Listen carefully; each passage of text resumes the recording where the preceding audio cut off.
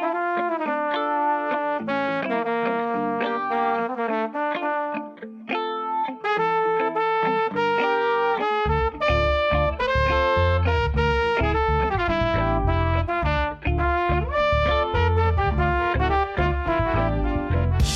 everyone, I'm Liz Doles and I'm the gallery coordinator at the gallery at the Belmont Media Center.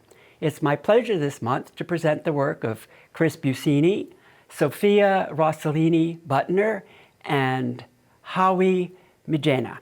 And I'm here with Kris and we're going to discuss his work, but first and his background as an artist. First I want to tell a little story about how we met. I'm always on the prowl for artists to bring in here. And one afternoon, maybe last month sometime, I don't remember, I was at the Paris Baguette coffee shop in Central Square. And I couldn't help but overhear the conversation two artists who were sitting across from me were having. And after a while, I couldn't contain myself. And I introduced myself and offered Kris a show. And here he is with some, and I'm very glad I did. His work is provocative and it's exciting. And I'm going to let Kris talk about one of his representative pieces to get started. This piece is called Oh Thank God, which is an ode in title and in content to my partner, Will.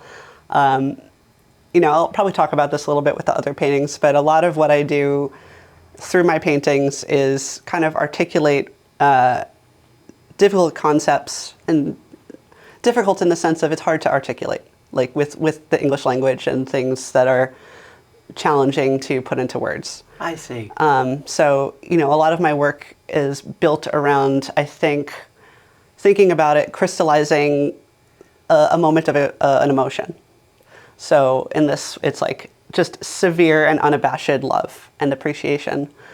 And I really wanted to capture that for my partner, and also just to kind of let that flow through me, onto the canvas, if you will. Yeah, I definitely see the physicality, the energy. I don't know eroticism so much, but certainly it's in there. But the passion, absolutely the passion, and that comes through the muscularity of these forms. I mean, it's a mythical figure, but there is a muscularity and an intensity and flame-like qualities.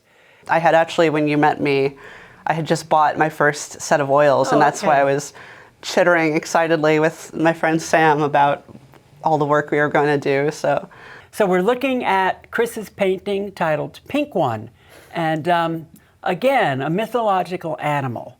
The palette is different, the choice of color, so tell us first about the mythological iconography, and then tell us about your color choices.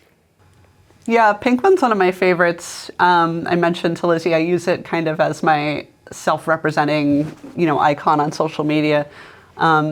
This was the first painting that I did when I got into painting around 2022, where I really felt like I kind of got it. I really honed in on the brushstrokes on this one, and I really had such a good time. I think there's a term called pushing and pulling, where you decide on the, I had this like dark pink and came forward with the lighter pink, and then went back in with the dark pink, and then came forward again.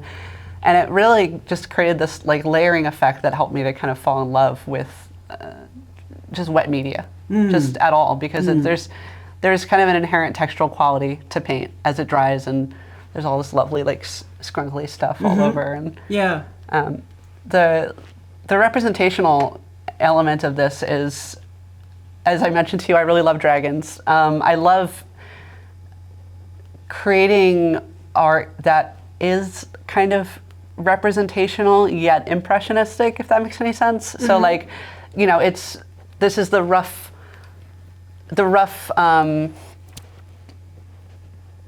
image of a dragon or a creature or something just generic.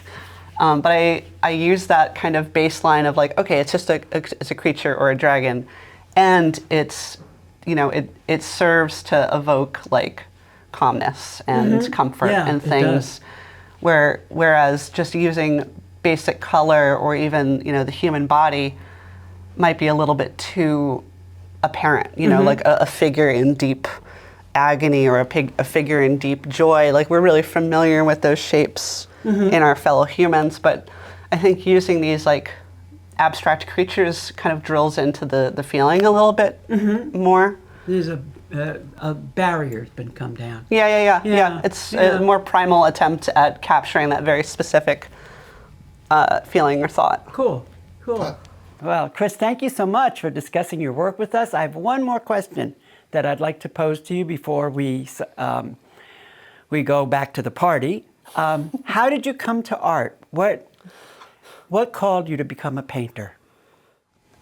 Painting very specifically was a pretty new venture, but drawing goes back to childhood. I actually used to, do you ever see Looney Tunes? Oh yeah. Yeah.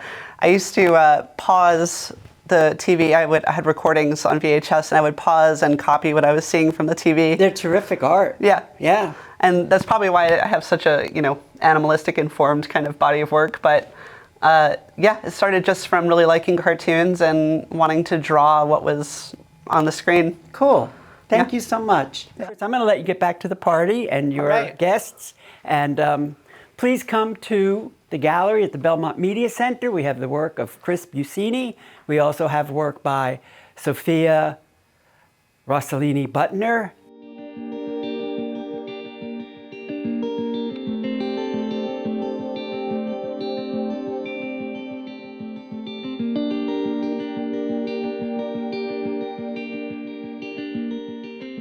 And Hiwa Mijena.